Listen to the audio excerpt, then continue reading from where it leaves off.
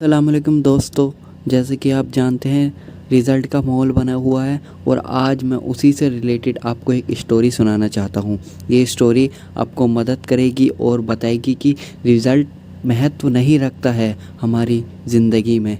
तो चलिए हम उस कहानी को सुनते हैं।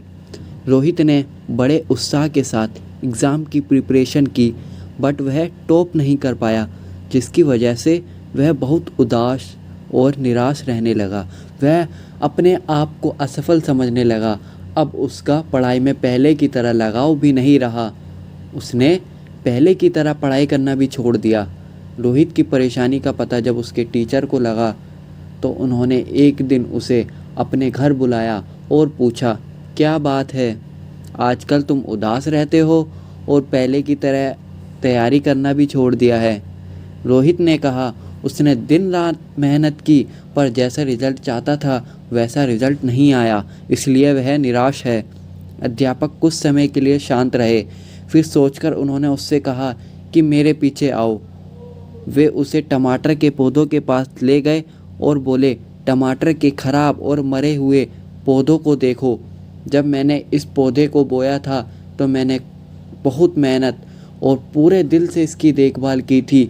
मैंने समय समय पर सही मात्रा में पानी दिया, खाद भी डाली और कीटनाशक का छिड़काव भी किया, पर फिर भी यह खराब हो गया।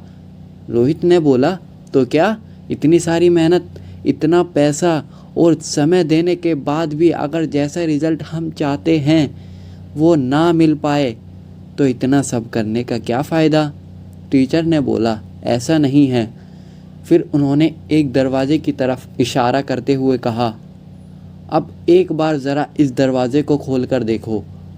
रोहित ने दरवाजे को खोला और देखा कि सामने बड़े बड़े टमाटरों के ढेर पड़े हुए थे। फिर उसने पूछा, यह सब कहाँ से आए? उसके टीचर ने बोला, टमाटर के एक पौधे खराब होने का मतलब यह नहीं है कि सभी के सभी पौधे खराब हो गए हैं।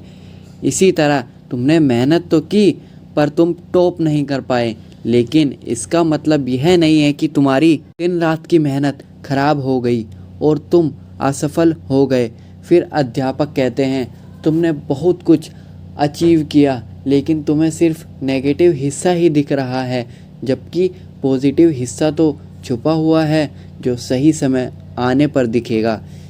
एग्ज़ाम में लिखते वक्त कई चीज़ें मायने रखती हैं, जैसे लिखने की स्पीड, तबीयत, मेंटल लेवल और भी बहुत कुछ। तुमने जो सीखा है वह ज़िंदगी के हर मोड़ पर काम आएगा। मेहनत करने के बाद अगर मनचाहा रिज़ल्ट ना मिले तो इसका मतलब यह नहीं कि आप असफल हो गए, बल्कि आपने सफलता की ओर कदम बढ़ाया है।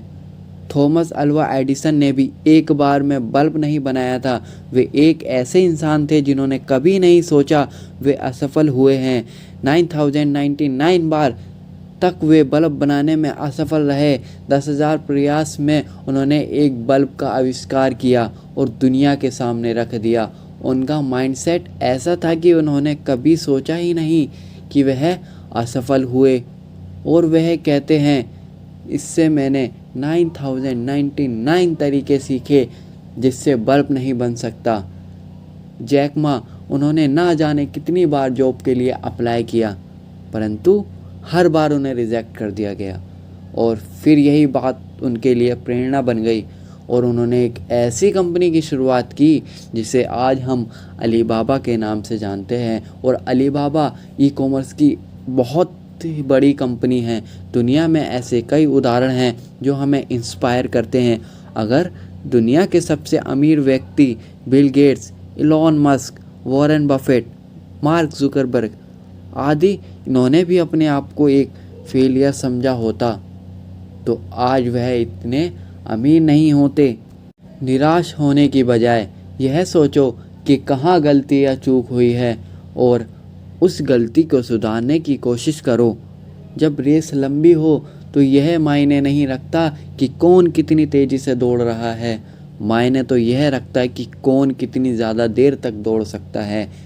हेनरी फोर्ड की एक लाइन है, failure is only the opportunity more intelligently to begin again.